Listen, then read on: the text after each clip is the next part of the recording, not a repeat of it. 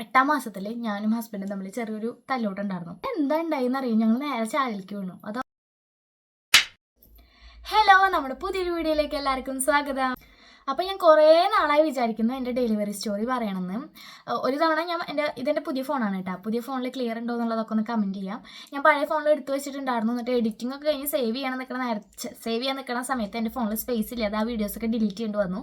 പിന്നെ ഞാൻ കുറേ നാൾ പറയുമ്പോൾ ഞാനൊരു മാസം മുന്നേ എടുത്തു വെച്ചിട്ടുണ്ടായിരുന്നു കേട്ടോ. പിന്നെ എനിക്ക് മടിയായിട്ട് അങ്ങോട്ട് മാറ്റി വെച്ചൊരു വീഡിയോ ആണ് എൻ്റെ ഡെലിവറി സ്റ്റോറി. അപ്പോൾ ഇന്ന് ആ ഒരു സ്റ്റോറി പറയാമെന്ന് വിചാരിച്ചു. ഒരുപാട് സംഭവങ്ങൾ ഉണ്ടായിട്ടുണ്ട്. അപ്പോൾ എല്ലാം ഈ ഒരു വീഡിയോയിൽ പറയാം. അപ്പോൾ നമുക്ക് നേരെ നമ്മുടെ വീഡിയോയിലോട്ട് പോവാം. അപ്പോൾ കല്യാണം കഴിഞ്ഞ് പ്രഗ്നൻ്റ് ആയ സമയത്ത് ബാക്കിയുള്ളവരോടൊക്കെ പറയണമല്ലോ, അതൊരു ചടങ്ങാണല്ലോ. അത് പറയാൻ ഭയങ്കര ചമ്മലായിരുന്നു. ചമ്മൽ നാണക്കേട്, എന്താ പറയുക, നീ പറയും ഞാൻ പറയാം, നീ പറയും ഞാൻ പറയും, അങ്ങനത്തെ ഒരു തല്ലൂട്ടൊക്കെ ആയിരുന്നു. തല്ലൂട്ടല്ല കേട്ടാ, ഇങ്ങനെ പറയുന്നുള്ള ഒരു ഇതിൽ. എന്നിട്ട് ആരാദ്യം പറയുന്നു തീരുമാനിക്കാൻ വേണ്ടി ഞങ്ങളുടെ വീടിൻ്റെ അടുത്തൊരു പാടമുണ്ട്, നേരെ ഓപ്പോസിറ്റ് പാടം.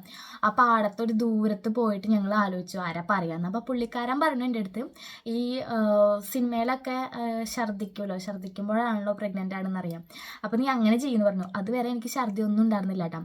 അപ്പോൾ ഞാൻ പിറ്റേ ദിവസം ഉറക്കത്തു നിന്ന് എഴുന്നേറ്റ് പാടെ ഫസ്റ്റ് ടൈം നമുക്കൊരു മഞ്ഞ പോലത്തെ ഒരു വെള്ളം ഉണ്ടാവില്ലേ, എനിക്ക് വായൊക്കെ കനപ്പുള്ളത് ഓർമ്മിപ്പിക്കല്ലേ, ആ ഒരു സംഭവം ഉണ്ടല്ലോ, അതങ്ങോട്ട് ഛർദ്ദിച്ചു. പിന്നെ അവിടെ നിന്ന് അങ്ങോട്ട് ഓട്ടോമാറ്റിക്കലി ഛർദ്ദിച്ചതാണ്. പുള്ളി പറഞ്ഞു ഇങ്ങനെ ഛർദ്ദിച്ച് അഭിനയിക്കാൻ. പക്ഷെ പിറ്റേന്ന് മുതൽ എനിക്ക് തുടങ്ങിയ ഛർദ്ദിയാണ്. അത് നിന്നത് ഏകദേശം ഒരു 4 മാസം കഴിഞ്ഞിട്ടാണ്. ആ ഒരു 4 മാസം എന്ന് പറയുന്നത് എനിക്ക് ഭയങ്കര ദേഷ്യമായിരുന്നു എല്ലാവരോടും. ഒരുമാതിരിപ്പെട്ട ദേഷ്യം. കാരണം എനിക്ക് ഇഷ്ടപ്പെട്ട ഫുഡൊന്നും കഴിക്കാൻ പറ്റില്ല. എനിക്ക് ഇഷ്ടപ്പെട്ടതാവുമ്പോൾ ഏറ്റവും ഇഷ്ടപ്പെട്ട ഫേവറേറ്റ് ഫുഡ് ഐറ്റംസ് ആവും മുന്നിലിരിക്കുന്നുണ്ടാവുക. പക്ഷെ എനിക്ക് അതിൻ്റെ മണം കേട്ടുകൂടാ, അത് കണ്ടുകൂടാ, അത് കാണുമ്പോൾ എന്നെ ഛർദ്ദിക്കാൻ വരിക, അങ്ങനെയൊക്കെയായിരുന്നു. അതുകൊണ്ട് തന്നെ എനിക്ക് എല്ലാവരോടും, ഞാൻ അത്യാവശ്യം അങ്ങനെ ഇടയ്ക്കിടയ്ക്ക് ഫുഡൊക്കെ കഴിക്കുന്ന ആളാണ്. അപ്പോൾ അന്നേരത്തെ എല്ലാവരും ഫുഡ് കഴിക്കുക, ഞാൻ മാത്രം പോയി ഇങ്ങനെ ഛർദ്ദിക്കുക. അപ്പോൾ എനിക്ക് എല്ലാവരോടും ഭയങ്കര ദേഷ്യമായിരുന്നു, ഭയങ്കര വാശി. ആരും കണ്ടുകൂടാ, അമ്മേനെ, അച്ഛനെ, ഹസ്ബൻഡിനെ ആരും കണ്ടുകൂടാ. എനിക്ക് ആരെയും ഇഷ്ടം ഉണ്ടായിരുന്നില്ല ആ ഒരു സമയത്ത്. ഈ സിനിമയിൽ കാണുന്ന പോലെ ഒന്നും പാട്ട് സീനിലൊന്നും കഴിയില്ലല്ലോ. ഒരു 9 മാസം എന്തായാലും കഴിയണമല്ലോ. അങ്ങനെ എനിക്ക് എല്ലാവരോടും ദേഷ്യം, വാശി, പിന്നെ ഒറ്റയ്ക്ക് ഇരുന്ന് കരയുക, ഒറ്റയ്ക്ക് എന്തൊട്ടൊക്കെയോ ആലോചിച്ച് കരയുക, അങ്ങനെയൊക്കെയായിരുന്നു. ഇതൊന്നും കേട്ട് ആരും പേടിക്കൊന്നും വേണ്ട. ചിലർക്ക് ശരിയാവും, ചിലർക്ക് ശരിയാവില്ല. എനിക്കിങ്ങനെയൊക്കെയായിരുന്നു. അങ്ങനെ ഒരു 4 മാസമൊക്കെ കഴിഞ്ഞ് എല്ലാ സംഭവങ്ങളും എനിക്ക് വാങ്ങി തരും കേട്ടോ. ബദാം, അണ്ടിപ്പരിപ്പ്, അങ്ങനത്തെ എല്ലാ ഐറ്റംസും വാങ്ങി തരും. പക്ഷേ ഞാൻ ഒന്നും കഴിക്കില്ല. എനിക്ക് ഏറ്റവും ഇഷ്ടപ്പെട്ടത് ഛർദിയുള്ള സമയത്ത് 4 മാസം വരെ ഞാൻ ബിസ്ക്കറ്റ്, ചായ അങ്ങനത്തെയൊക്കെ കഴിച്ചുകൊണ്ടിരുന്നത്. പിന്നെ ഈ ബദാം, അണ്ടിപ്പരിപ്പൊക്കെ വാങ്ങിയാലും അതൊക്കെ പൂത്ത് പോകാന്നല്ലാതെ ഞാൻ കഴിക്കാറില്ല. എനിക്ക് ഏറ്റവും കൂടുതൽ ഇഷ്ടം ചോറ് തന്നെയാണ്. 4 മാസം വരെ ഛർദിയായിരുന്നു. ചിലർക്ക് 9 മാസം വരെ ഉണ്ട് എന്നൊക്കെ കേട്ടത്. ഭാഗ്യത്തിന് എനിക്ക് 4 മാസം വരെ ഉണ്ടായിരുന്നുള്ളൂ. ഹോസ്പിറ്റലിൽ പോവുക, ട്രിപ്പ് ഇടുക വരിക, ഹോസ്പിറ്റലിൽ പോവുക, ട്രിപ്പ് ഇടുക വരിക, ഹോസ്പിറ്റലിൽ പോവുക, ട്രിപ്പ് ഇടുക വരിക. അവസാനം ഹോസ്പിറ്റലിൽ പോകാൻ അമ്മയ്ക്ക് വയ്യാത്തതുകൊണ്ട് ഇവിടെ ഈ റൂമിൽ ട്രിപ്പ് ഇട്ടിട്ട് കിടത്തിയേക്കായിരുന്നു എന്നെ. അത്രയ്ക്ക് ഛർദി ഉണ്ടായിരുന്നു, നിൽക്കാൻ പോലും വയ്യായിരുന്നു. അങ്ങനെ അതൊക്കെ കഴിഞ്ഞ് 4 മാസം കഴിഞ്ഞപ്പോൾ ഛർദിയൊക്കെ മാറിയിട്ടും 5ാമത്തെ മാസം തൊട്ടിട്ട് ഞാൻ ഫുഡൊക്കെ നന്നായി കഴിക്കാൻ തുടങ്ങി.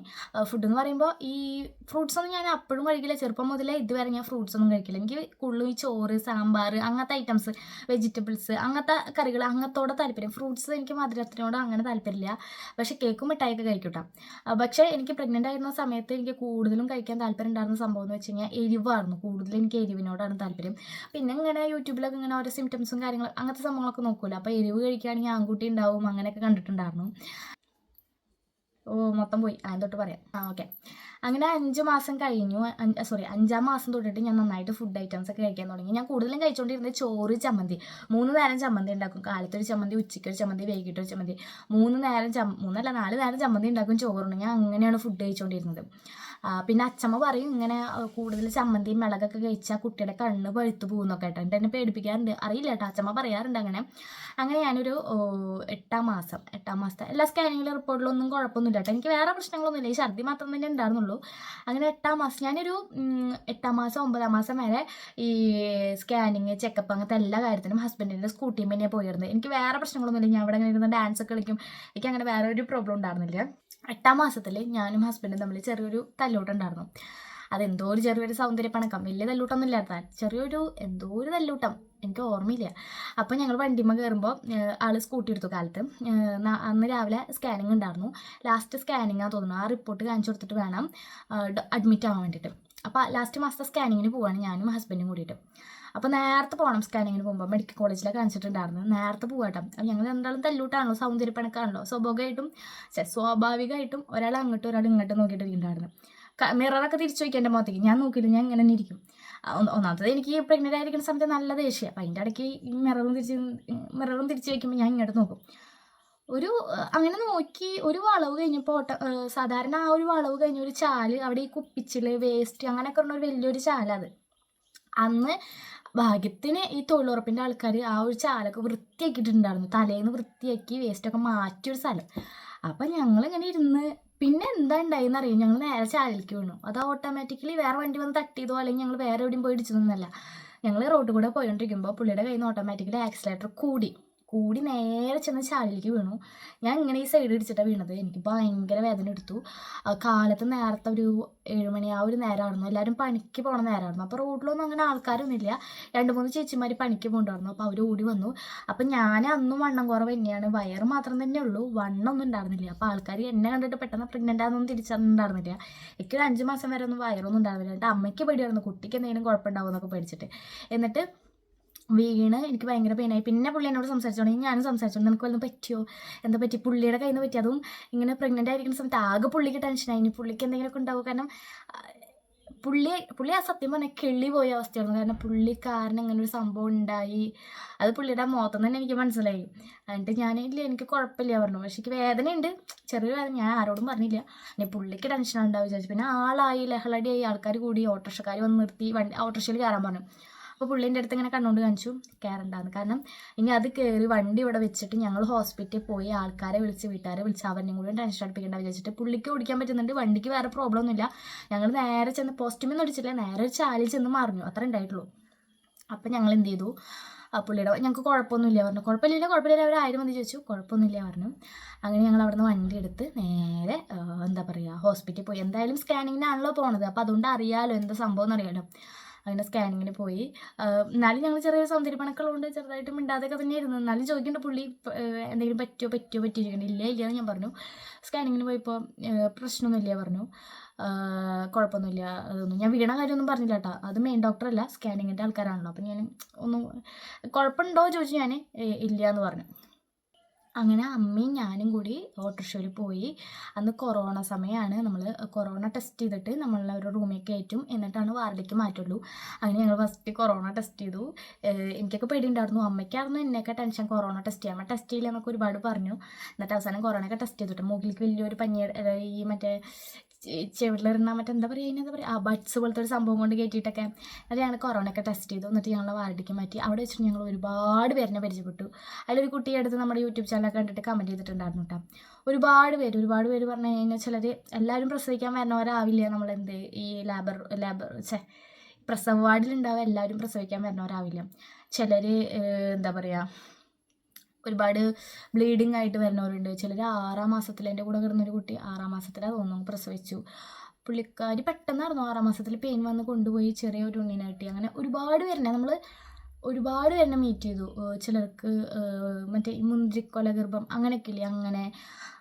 പിന്നെ ഞങ്ങളുടെ അടുത്ത് രാത്രി ഒരു കുട്ടി, നമ്മൾ അത്രയും നന്നായിട്ട് സംസാരിച്ചുകൊണ്ടിരുന്നൊരു കുട്ടി രാത്രി പെട്ടെന്ന് കൺമുന്നിൽ വെച്ചിട്ട് പുള്ളിക്കാരിക്ക് പെട്ടെന്ന് പെയിൻ വന്നിട്ട് അന്ന് രാത്രിയാകുമ്പോൾ പെട്ടെന്നൊരു മാംസകഷ്ണം എന്നിട്ട് നേരെ അവർ എന്ത് ചെയ്തു, എൻ്റെ ഓർമ്മ ശരിയാണെങ്കിൽ എനിക്ക് ഓർമ്മയില്ല കേട്ടോ കുറേ കാര്യങ്ങളൊന്നും, ഒരു മാംസകഷ്ണം വന്ന് വീണു എൻ്റെ അമ്മേൻ്റെ കണ്ണ് പൊത്തിയിട്ടാ.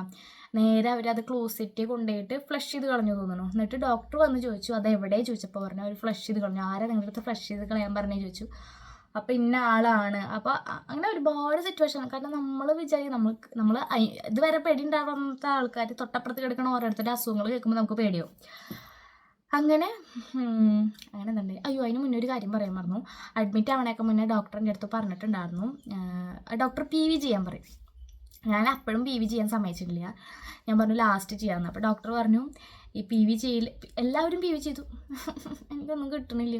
ഡോക്ടർക്ക് ലാസ്റ്റ് മാസത്തെ സ്കാനിങ് റിപ്പോർട്ട് കാണിക്കാൻ പോയി എന്ന് ഡോക്ടർ പറഞ്ഞിട്ടുണ്ടായിരുന്നു കുട്ടിക്ക് വളർച്ച കുറവുണ്ടെന്ന്. അപ്പോൾ എനിക്ക് ടെൻഷനായി. ഞാനന്ന് വീണേ പിന്നെ കുട്ടിക്ക് എന്തെങ്കിലും പറ്റി, അതുവരെ എനിക്കൊരു കുഴപ്പമുണ്ടായിരുന്നില്ല, വീണേ പിന്നെ എന്തെങ്കിലും പറ്റിയിട്ടുണ്ടാവുമോ എന്നൊരു ടെൻഷൻ ഉണ്ടായിരുന്നു. അപ്പോൾ ഡിസംബർ 15-ാം തീയതിയാണ് എൻ്റെ ഡേറ്റ്. ഡിസംബർ 1-ാം തീയതി എൻ്റെ അടുത്ത് അഡ്മിറ്റ് ആവാൻ പറഞ്ഞു. അപ്പോൾ അമ്മ അങ്ങനെ ചോദിച്ചു എന്തിനാണ് ഡിസംബർ 1-ാം തീയതി നമ്മൾ അഡ്മിറ്റ് ആവണമെന്ന് ചോദിച്ചു. ഞാൻ പറഞ്ഞു കൊറോണ സിറ്റുവേഷൻ ആയതുകൊണ്ടാണെന്നാണ് അമ്മയുടെ അടുത്ത് പറഞ്ഞത്. എന്നിട്ട് നമ്മൾ അഡ്മിറ്റായിട്ട് നമ്മളിങ്ങനെ ഈ പറഞ്ഞ പോലെ ഒരുപാട് പേരെ മീറ്റ് ചെയ്തു. പിന്നെന്താ, എൻ്റെ കൂടെ ഡിസംബർ 1 മുതൽ ഡിസംബർ 13 വരെയുള്ള എല്ലാവരും പ്രസവിച്ച് ഉണ്ണിയുണ്ടായി പോയി. ഞങ്ങളെല്ലാവരും എന്ത് ചെയ്യും, ഉണ്ണീനെ കാണാൻ പോവും. ആരും ഉണ്ണീനെ കാണും, പോരും ഉണ്ണീനെ കാണാൻ പോവും. ഞാൻ മാത്രം പ്രസവിക്കാതെ അങ്ങനെ ഇരിക്കുന്നുണ്ടായിരുന്നു. എൻ്റെ അവസാനം എനിക്ക് മാത്രം എന്താ ദൈവമേ ഇങ്ങനെ, എല്ലാവരുടെയും പെട്ടെന്ന് കഴിയാൻ, എൻ്റെ മാത്രം ഇങ്ങനെ കാലം കുറേ മെഡിക്കൽ കോളേജിൽ കൊറോണ സമയത്ത് ഈ മാസ്കും വെച്ച് അങ്ങോട്ട് നടക്കുക. ഡോക്ടർ എൻ്റെ അടുത്ത് എന്നും കാലത്ത് വന്ന് പറയും, ഇതേ നന്നായി നടക്കട്ടെ, സ്റ്റെപ്പൊക്കെ കയറി നന്നായി ഇറങ്ങിട്ടാന്നൊക്കെ പറയും. എൻ്റെ ശരിക്കുള്ള ഡേറ്റ് ഡിസംബർ 15 ആണ് കേട്ടോ.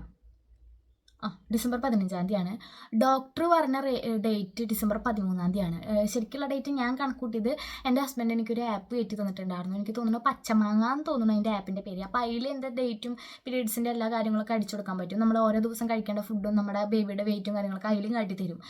നമ്മൾ ഇത്ര മാസത്തേക്ക് കിടക്കുകയാണ്, അപ്പോൾ ബേബിക്ക് ഇത്ര വെയിറ്റ് വേണം. അപ്പോൾ സ്കാനിങ് റിപ്പോർട്ടും ഈ ഒരു റിപ്പോർട്ടും കൂടിയിട്ട് ഞാൻ അങ്ങനെ നോക്കുകയൊക്കെ ചെയ്യും. അപ്പോൾ അതിൽ പറഞ്ഞ ഡേറ്റ് ഡിസംബർ 15 അങ്ങനെ ഡിസംബർ 13 കഴിഞ്ഞു, ഡിസംബർ 14 കഴിഞ്ഞു. അങ്ങനെ 14 കഴിഞ്ഞിട്ടില്ല, 14 കാലത്ത് എനിക്ക് ചെറിയൊരു വേദന വന്നു. കാലത്ത് ബാത്റൂമിൽ പോകുന്ന സമയത്ത് ചെറിയൊരു വേദന വന്നു. പിന്നെ അത് വേദന വന്നു, പക്ഷെ ആ വേദന എന്ന് പറഞ്ഞാണ്ടല്ലോ ഒരു ജാതി വേദന. ആ ഒരു വേദന വന്നിട്ട് പിന്നെ വേദന ഒന്നും വന്നില്ല. അപ്പോൾ എനിക്കൊരു ഡൗട്ട് തോന്നി, ഇതാണോ ഇനി, എനിക്കാണെങ്കിൽ ലേബർ റൂമിൽ പോകാന്ന് പറഞ്ഞാൽ അത്രയ്ക്ക് പേടിയുള്ള സംഭവം. വേറെ ഒന്നുമില്ല, ഈ PV ചെയ്യേണ്ട കാര്യത്തിലാണ് എനിക്ക് ഏറ്റവും ടെൻഷൻ. ആവില്ല, എന്നാലും എനിക്ക് പ്രസവിക്കണം എന്നുണ്ട്, പക്ഷേ ഈ വേദന സഹിക്കേണ്ട കാര്യം ആലോചിക്കുമ്പോൾ ഇതാവല്ലേ പ്രസവവേദന അങ്ങനെയായിരുന്നു കേട്ടോ. എന്നിട്ട് പുള്ളിക്കാരൻ എൻ്റെ ഹസ്ബൻഡ് രാവിലെ ചായ വാങ്ങാൻ പോയി. അപ്പം എനിക്ക് വീണ്ടും ഒരു ചെറിയൊരു കുത്തു വന്നു. ദൈവമേ, ഇനി നമ്മുടെ അടുത്ത് പറഞ്ഞ അമ്മ ആകെ സീനാക്കും. എന്നിട്ട് 3ാമത്തെയും കൂടി വന്നപ്പോൾ എനിക്ക് ഉറപ്പായി. കാരണം ഞാൻ ഒരുപാട്, ഇപ്പം നിങ്ങൾ എൻ്റെ ഡെലിവറി സ്റ്റോറി കേൾക്കണ പോലെ ഒരുപാട് പേരുടെ ഡെലിവറി സ്റ്റോറി ഞാനും പ്രഗ്നൻ്റ് ആയിരുന്ന സമയത്ത് കേട്ടിട്ടുണ്ട്. അപ്പോൾ ഇങ്ങനെയാണ് വരിക എന്നുള്ളതൊക്കെ ഓട്ടോമാറ്റിക്കലി കുറച്ചൊക്കെ അറിയാം. അപ്പം ഞാൻ എന്നിട്ട് കുറച്ച് കഴിഞ്ഞപ്പോൾ അമ്മ എന്ന് വിളിച്ചു. അപ്പം അമ്മ എന്താ ചോദിച്ചു? ഞാൻ പറഞ്ഞു അത് ചായ ഒന്നും കുടിച്ചിട്ടില്ല കേട്ടോ. ഞങ്ങൾ കാലത്ത് ഡോക്ടർ വരണേക്കെ മുന്നേ ചായ കുടിക്കാൻ നിൽക്കുകയാണ്. അപ്പോൾ പറഞ്ഞു എനിക്കിങ്ങനെ ചെറിയൊരു വേദനയാ, എവിടെ, എങ്ങനെ? പിന്നെ ആളായി ലഹളായി, എല്ലാ ആൾക്കാരെയും വിളിച്ചു കൊണ്ടുപോകുന്നു, ഡോക്ടേഴ്സിനെ വിളിച്ചു കൊടുന്നു, സിസ്റ്റർമാരെ വിളിച്ചു കൊടുന്നു, നഴ്സുമാരെ വിളിച്ചു കൊടുന്നു. പിന്നെ എൻ്റെ ബെഡിൻ്റെ ചുറ്റോറും നേരെ ആൾക്കാരാണ്. അപ്പോൾ ഡോക്ടർ വന്നിട്ട് നോക്കിയപ്പോൾ പറഞ്ഞു, ഇതിങ്ങനെ ഡെലിവറി പെയിനാണ്, ലേബർ റൂമിലേക്ക് പോന്നോളാം. അത് കേട്ടപ്പോൾ എൻ്റെ കിളി പോയി. എന്നിട്ട് നേരെ ഞാൻ ഒന്നും കഴിച്ചിട്ടില്ല. അപ്പോൾ അന്നേരത്താണ് ഞാൻ മസാല ദോശ വാങ്ങാൻ പറഞ്ഞിരുന്നത്. പുള്ളിക്കാരൻ മസാല ദോശയും ചായയും കൊണ്ട് വരിക. അന്നേരം ഞാൻ എൻ്റെ വീൽ ചെയറിൽ ടാറ്റ പറഞ്ഞിട്ട് പോയി. അവിടെ എത്തിയപ്പോൾ ഓരോരുത്തരുടെ നിലവിളി കേട്ടപ്പോൾ സത്യം പറഞ്ഞാൽ കിളി പോയി. കാരണം ഓരോരുത്തർ നമ്മൾ ഈ സിനിമയിൽ കാണുന്ന ലേബർ റൂം എന്നല്ലല്ലോ അതിൻ്റെ ഉള്ളിൽ, അതും മെഡിക്കൽ കോളേജാണ്. എല്ലാവരും അവിടെ ഇവിടെയും കിടക്കുന്നുണ്ട്. എല്ലാ നേരത്ത് എനിക്ക് എന്താ ചെയ്യേണ്ടതെന്ന് അറിയില്ല. കാരണം നമ്മുടെ കൂടെ ഇത്ര നേരം ഉണ്ടായിരുന്ന ആൾക്കാരൊന്നും ഇല്ല. നമ്മളിനി പ്രസവിക്കാൻ പോവുകയാണ്. അയ്യോ, എനിക്ക് ആലോചിക്കാൻ കൂടി വയ്യ. ഇപ്പോഴേക്കും ആലോചിക്കാൻ വയ്യ. എന്നിട്ട് വയറ് കഴുകാൻ കൊണ്ടുപോയി. ഞാൻ ഉദ്ദേശിച്ച വയറ് കഴുകലൊന്നും ആയിരുന്നില്ല. നമ്മളൊരു വയറ് കഴുകൽ ഉദ്ദേശിച്ചിട്ടുണ്ടാവില്ല. അപ്പോൾ അങ്ങനെയൊന്നും ആയിരുന്നില്ല. എന്നിട്ട് വയറ് കഴുകാൻ കൊണ്ടുപോയി. അതും വാതിലൊന്നും ഇല്ലാത്ത ബാത്റൂമായിരുന്നു കേട്ടോ. മെഡിക്കൽ കോളേജിൽ വാതിലൊന്നും ഉണ്ടായിരുന്നില്ല. എന്നെ വയറ് കഴുകാൻ വേണ്ടിയിട്ട് ഗുളിക വെച്ചിട്ട് കടന്ന വശം വേറൊരു പെൺകുട്ടി അതിൻ്റെ ഇടയ്ക്ക് വന്നു.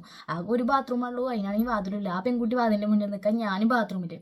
എന്നിട്ട് ഞാൻ എഴുന്നേറ്റിട്ട് ആ കുട്ടി പോയി. എന്നിട്ട് ഒരു വിധത്തിൽ അത് കഴിഞ്ഞപ്പോൾ എനിക്ക് ഇത്രയും കൂടി പെയിൻ വന്നു, നന്നായി പെയിൻ വന്നു. ഇടയ്ക്കിടയ്ക്ക് ഡോക്ടർ നേരം എടുത്താൽ എൻ്റെ കുട്ടി എവിടെയാണെന്നൊക്കെ ചോദിക്കും ഞാൻ. എന്നിട്ട് 14 പെയിൻ വന്നത്. 14 കഴിഞ്ഞു. 14 രാത്രിയായിട്ടും പ്രസവിക്കണില്ല. അപ്പോൾ ഞാൻ ഡോക്ടറെ അടുത്ത് ചോദിക്കുന്നുണ്ട്, ഡോക്ടർ ഇത് ആവില്ലേ, ഡോക്ടർ ഇത് കഴിയാറായോ, ഡോക്ടർ ഇത് എന്നാവുക? കുറേ നേരം ഞാൻ ഡോക്ടറിനെ അങ്ങനെ ശല്യം ചെയ്തു. എൻ്റെ അടുത്തൊരു ഡോക്ടർ ഇരിക്കുന്നുണ്ട്. ഡോക്ടറിനെ അങ്ങനെ ശല്യം ചെയ്തുകൊണ്ടിരിക്കുക. അവസാനം ഈ വാട്ടർ ബ്രേക്ക് ആയി പോകണല്ലോ, അത് ആയിട്ടില്ല. അവസാനം വേറൊരു ഡോക്ടർ വന്ന് ഇടയ്ക്കിടയ്ക്ക് PV ചെയ്ത് കൊടുക്കുന്നുണ്ട് കേട്ടോ.